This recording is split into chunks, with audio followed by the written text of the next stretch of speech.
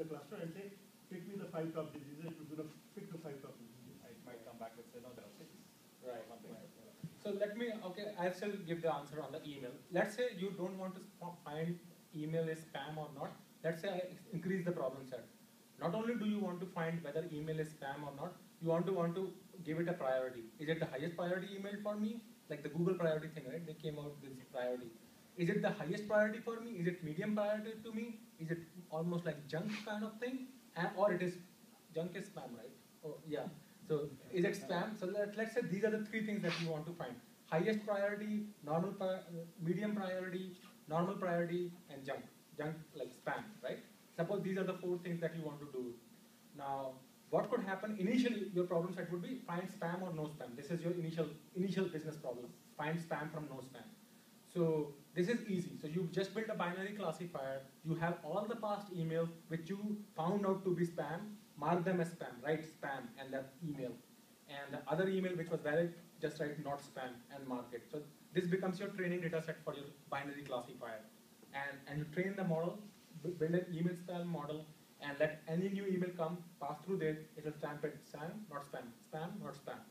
Now what happens is that you see you get millions of email in a day, assuming your business is thriving and either happy customers are sending you email, oh I love this company, this is working fine.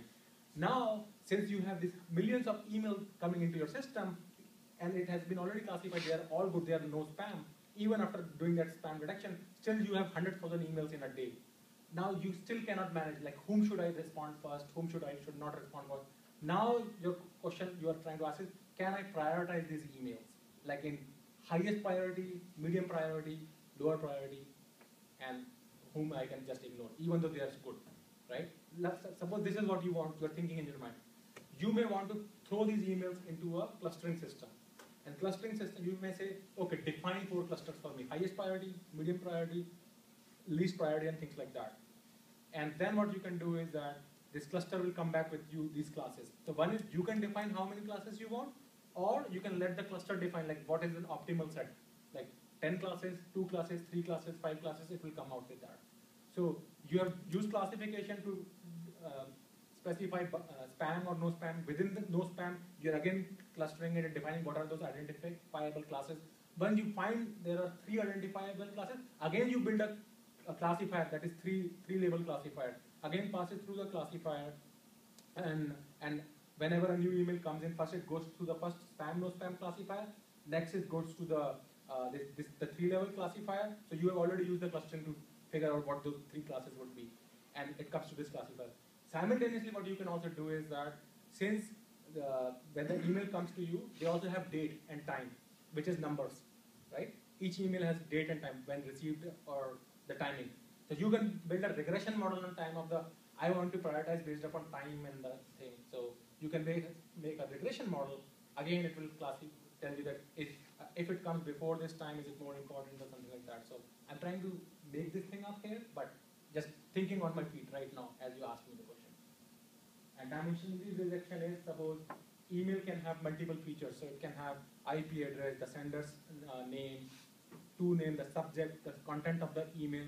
And if you want to build your model based on all those things, like the location from where the email was sent, who sent it, what was the subject, who was the email service provider, etc. These are all features individually, right?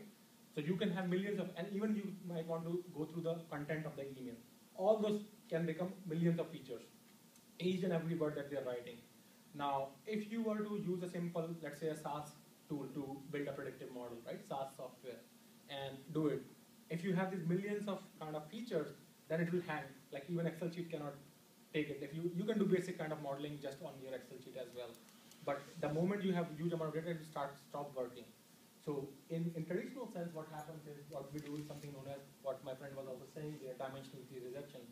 Like every feature may not be equally important or it may not be useful. So here what you do is get rid of all those features. Okay, I'll not care about the content of the email. As long as I know the email address, the IP address, the sender's name and all, this is good enough features for me to detect whether it is spam or not. So I think in this example we use all 4 of them, right? And thank you for a very good answer. Yeah. Okay, awesome is the word, right? Great explanation. Thanks. So So next, so these are some of the popular machine learning algorithms. I think many of you would be already knowing about them. I'll not go into each of them because I myself have not downloaded any of them. I just know their names. Support vector machines, neural networks, naive Bayesian, logistic, random forest, decision trees, RBM, stochastic gradient descent. These are some of the popular algorithms that different companies are using. Sorry, can I ask you a question? Go ahead. Which algorithm is most appropriate for solving which problem? Well, that's an interesting question. I mean, So it would depend upon the model, the underlying model. So if you see, depending upon the kind of patterns you notice, so you may first want to see if the pattern follows a normal distribution or not. That's one of the basic things we do. And then based on that, you choose a non-parametric or a parametric model and things like that. So if you go into the statistical details, there's a whole decision tree that you can follow based on the model that you're, based on the observations that you're making from the raw data. So it's a tough problem, but I can just to, again, don't quote me on this, based upon my limited experience, whatever I have seen if you work with numerical data and your data is not of huge size. When I say huge, it doesn't go into like GBs of data. If you have smaller data set and it is all numerical, I have seen if you build a classifier, random forest works very well, very good. Okay, so randomized forest, that's bullet point 1, 2, 3, sixth bullet point. Okay, if you work with a lot of textual data, text, okay, and you build a classifier. So I have seen like naive Bayes work pretty decent, and also stochastic gradient descent. In fact, especially if you have very huge amount of data, extremely huge, like terabytes and petabytes, and you have a lot of text processing to be done, text data, then I see the last one, SGD, works very good on textual data. So, and again, this is with my limited experience, what I have seen. Again, not to say that others, because I have not worked with all of those models, so I don't know. So that's one point. Next, this is the question you already asked, so that's fine. So these are the different fields. So as you can see, the x-axis shows here the number of inputs. Number of inputs are nothing but the dimensions or the features. So as you can see, as the number of features increases, and these are the number of examples that you will have to train your data. So I'm defining what are the different fields, what is the typical data size, and what is the typical number of features that they use to build a model. So The features on y-axis? yeah, features are on, the features are on the x-axis, number of features, and the number of examples. Examples is the training, the number of rows in your database. And this is the number of columns. So this is the number of columns, inputs. Yeah, features, yeah. So as you can see, number of features are increasing to 10 to the power 5, number of data points. So these are different things. So as you can see, genomics has very high number of features as well as very high number of examples. So it is very simple to understand. The more number of features you have to build an accurate model or a good model, you need to have more data points, right? Because you want to get both yes or no answer for each feature that they have. So you have to have it kind of explode exponentially actually as the number of features increases. So people sometimes ask this question that what is the enough amount of data that I should use given that I have 100 of features? So it could easily you can think 2 to the power of 100.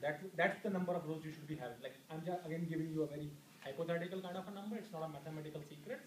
But as the number of features increases, your data size should also increase exponentially. Like if you only have 2 features, yes or no answer, then probably like having a couple of rows will do your job. You can get the answer. The more data you have, the better it is. And it's showing, yeah, go ahead. What is the machine learning contribution in bioinformatics? In bioinformatics? Yeah. So basically, you see both genomics and proteomics is part of bioinformatics. And contribution here is, suppose you are doing a, again, I am not expert in that field, but I am again making it up right now. So you do DNA sequencing, right? When you go and extract a DNA particle, it can have several properties. So one of the applications where people are using DNA is to find out what kind of defects in the DNA are attributed to certain kind of diseases that you can have in future, right? So when you are studying the sequence, each of the molecules of those particular DNA, they could be like going as they're saying 10 to the power 5. There could be several features inside it, right? And you have to analyze the pattern, like what pattern results in, let's say, Alzheimer's disease, or what pattern results in, let's say, this person will become a criminal when this person grows up. I mean, I'm just hypothetically using. So if you are trying to predict that, right? So that's where you will use a machine learning system. So machine learning system is nothing but it tries to discover a pattern and use that knowledge to predict what can happen in the future. Whether that prediction will be true or not, it's anybody's guess. That's what evaluation is for. So does it answer to your question? Yeah. Okay. So based on the data, you can use different types of tools, because in the previous slide you did mention that if you're having more numerical data, Yeah. then